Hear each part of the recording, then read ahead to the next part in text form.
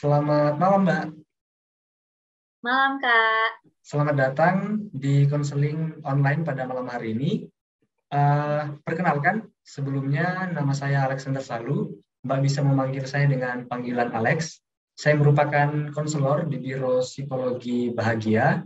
Saya akan menjadi konselor Mbak dalam beberapa waktu ke depan, dan saat ini saya ada di bawah supervisi dari psikolog utama biro kami, yaitu Ibu Weni Agata. Saya mewakili Biro Psikologi Bahagia ingin mengucapkan terima kasih atas kesediaan dan kepercayaan Mbak terhadap biro kami. Kalau boleh tahu sebelumnya nih, saya sedang berbicara dengan Mbak siapa? Perkenalkan, Kak, nama saya Gabriela Hafira. Saya bisa panggil dengan panggilan siapa, Mbak?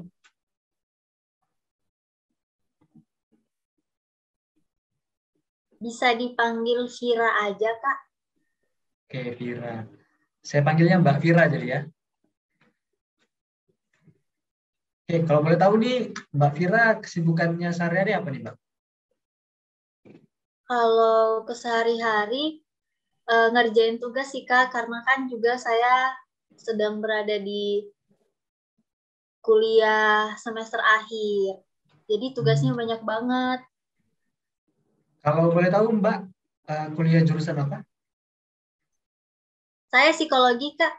Oh, psikologi. Harusnya berarti sudah ada ilmu-ilmunya sedikit ya, tentang konseling juga. Apalagi semester akhir kan. Jadi sekarang ini Iya. kuliahnya gimana? Kan pandemi nih. Kuliahnya online atau sudah offline? Jadi saya sekarang berada di rumah orang tua, Kak, di Berau, Oh di gitu. Kalimantan Timur. Oh di Kalimantan Timur ya? Asli orang Kalimantan, Mbak? Iya. Oh, kalau saya aslinya Toraja, Kak. Cuman Oh, orang tua merantau. Toraja di daerah mana? Soalnya saya juga orang Toraja. Oh, saya kampungnya di Sangala, Kak. Oh di sana, Mbak. Beda kampung berarti kalau saya di Rantepal. Oke. eh, Mungkin saya perlu menyampaikan beberapa hal ya, Mbak, terkait konseling yang akan kita lakukan. Jadi, di sini Mbak tidak perlu khawatir untuk bercerita apa saja, karena apapun yang Mbak ceritakan itu akan kami jaga kerahasiaannya. Kemudian juga saya perlu menyampaikan bahwa selama sesi konseling, apabila nantinya terdapat hal-hal yang terindikasi bisa membahayakan nyawa Mbak sendiri dan juga pihak ketiga yaitu bisa jadi orang tua, saudara, atau kerabat, itu saya memiliki hak dan wewenang untuk menyampaikan hal tersebut kepada atasan saya. Begitu pula juga dalam sesi konseling ini apabila ada hal-hal di luar kemampuan saya, itu juga akan saya teruskan kepada atasan saya. Apakah ada yang ingin ditanyakan sebelumnya, Mbak? Enggak, Kak. Cukup. Oke, kalau tidak ada mungkin kita bisa langsung mulai aja Mbak. Nah ini apa nih yang membuat Mbak eh, datang dan mau mengikuti sesi konseling pada malam hari ini? Silakan Mbak.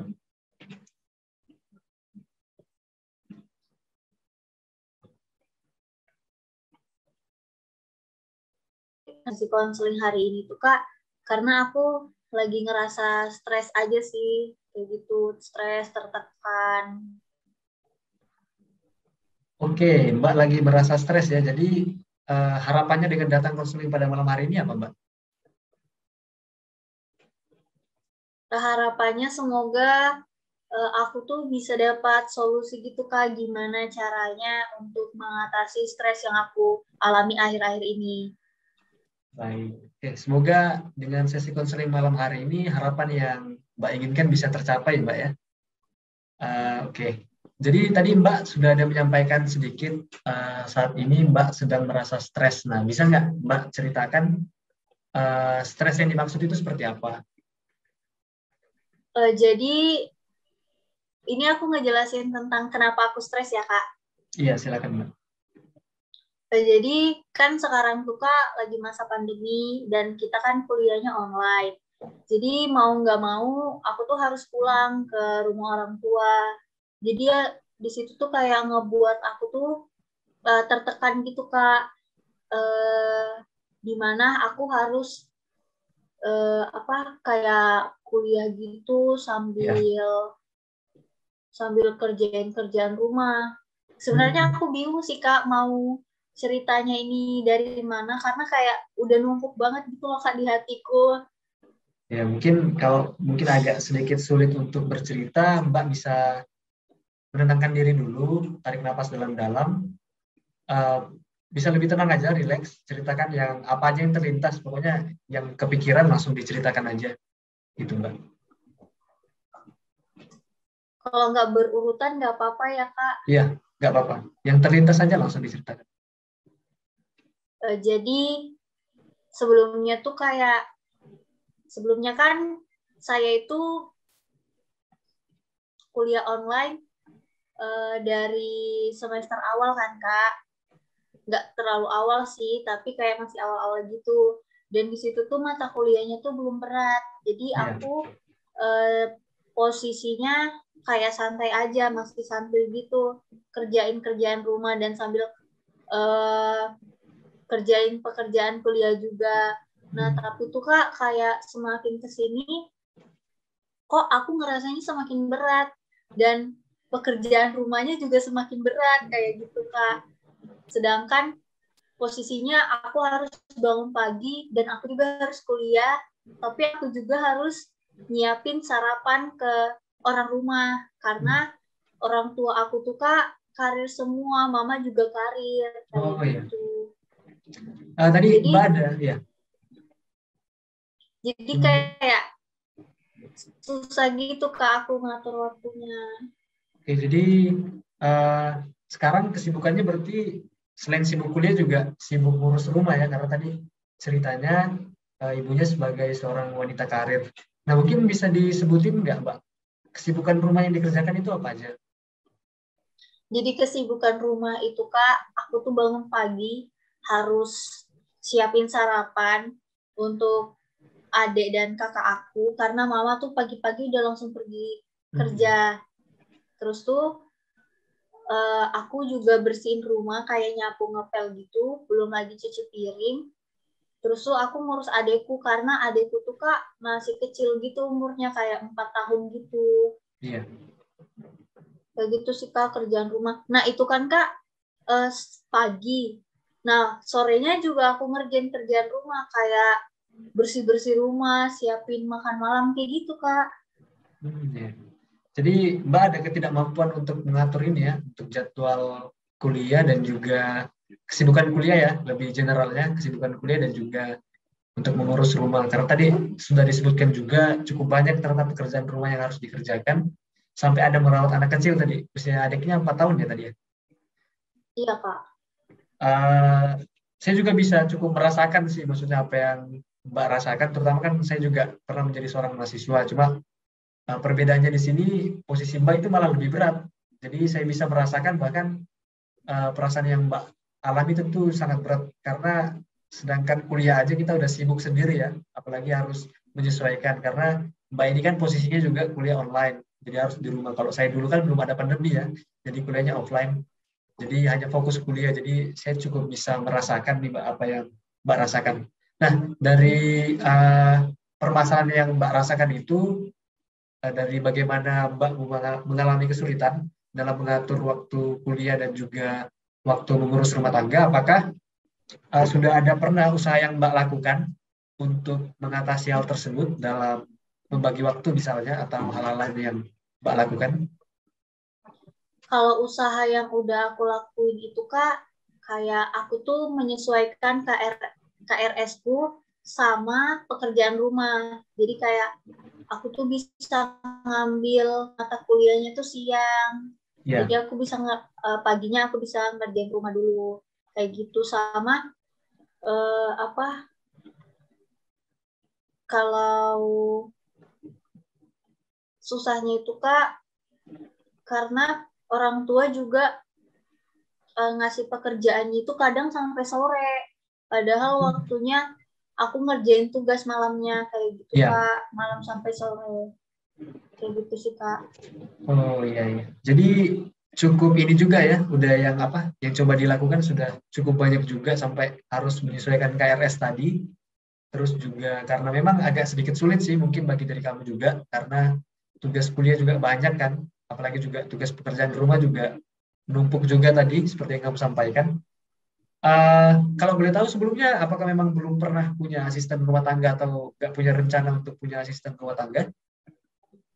Sebelumnya pernah Kak, tapi Oh, karena pernah. masa pandemi, ya pernah, tapi pas masa pandemi jadi dipecat gitu. Sebenarnya semester lalu tuh ada Kak, tapi kayak nggak cocok gitu loh Kak sama Ah, ya. keluarga. Sedangkan cari asisten itu susah banget. Iya. Untuk stres yang kamu alami sendiri tadi kan dikatakan stres. Nah, biasanya kan kalau stres itu bentuk perilaku yang kamu tunjukkan itu apa? Atau luapan emosi yang kamu lakukan? Kalau ngeluapin emosi yang aku lakuin selama aku stres itu, aku lebih suka marah sih Kak. Tapi Ya. marahku tuh bukan kayak tindakan langsung. Oh ya. Jadi kayak lebih ke bete, ngambek kayak gitu. Dan Bete nah. juga Ya. dan juga mungkin karena sudah tercampur aduk di hati gitu ya Kak. Jadi aku Ya. tuh kadang suka, jadi aku kerjaan rumah tuh sambil nangis kadang Kak. Kayak gitu. Jadi bete malas ngapa-ngapain tapi harus dikerjain gitu ya. Jadi sambil nangis kerjain. Iya. Nah, apakah sebelumnya ini udah pernah ada usaha untuk dibicarakan begitu dengan ibunya misalnya kayak mengatakan bahwa sebenarnya aku nggak bisa ngelakuin ini semua gitu. Apakah udah pernah dikomunikasikan sebelumnya? Belum pernah sih Kak, Oh, belum karena pernah. karena posisinya kan kita sebagai anak, masa kita mau ngebantah apa yang dibilang sama orang tua, Iya. sedangkan dan juga aku tuh orangnya tuh Kak kayak nggak bisa ngomongin apa yang hatiku nggak suka kayak gitu Kak. Iya. Oke, jadi coba saya ringkas dulu ya untuk permasalahan yang sudah Mbak ceritakan. Jadi Mbak di sini merasa stres karena mengalami kesulitan dalam mengatur waktu untuk perkuliahan dan juga mengurus rumah karena situasinya sekarang Mbak ini mahasiswa yang sedang di rumah karena situasi pandemi, perkuliahan offline, akhirnya memutuskan untuk berkuliah di rumah. Dan Mbak mengalami kesulitan untuk mengatur waktu dalam hal tersebut, yang kemudian memberikan dampak stres tersendiri bagi Mbak ya. Dan sudah banyak usaha sebenarnya yang Mbak lakukan mulai dari sampai mengatur KRS tadi, terus bangun lebih pagi ya untuk mengerjakan pekerjaan rumah.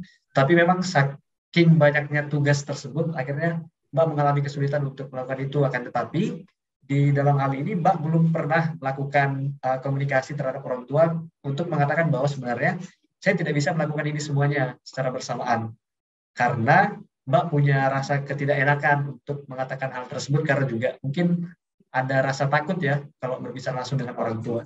Nah mungkin uh, ada lagi nggak Mbak yang ingin diceritakan? Uh, Cukup Kak, itu aja. Baik. Kalau cukup mungkin untuk sesi konseling pada malam hari ini kita cukupkan sampai di sini. Untuk sesi konseling berikutnya nanti akan dihubungi oleh admin saya melalui WA Mbak ya. Oke Kak. Baik, nanti dicek aja WA-nya dan setelah ini bisa langsung meninggalkan uh, Zoom meeting ini. Semoga setelah mengikuti sesi konseling ini, mungkin perasaan yang berat selama ini bisa lebih ringan, dirasakan lebih rileks. Kemudian stresnya juga bisa sedikit berkurang karena Mbak tadi mengatakan agak sedikit sulit untuk bercerita kepada orang lain ya. Jadi dengan konseling ini bisa lebih tenang dan harapannya juga Mbak bisa lebih beraktivitas dengan baik ke depannya. Begitu Mbak. Terima kasih Mbak ya. Silakan untuk diperkenalkan meninggalkan Zoom meeting. Terima kasih Mbak.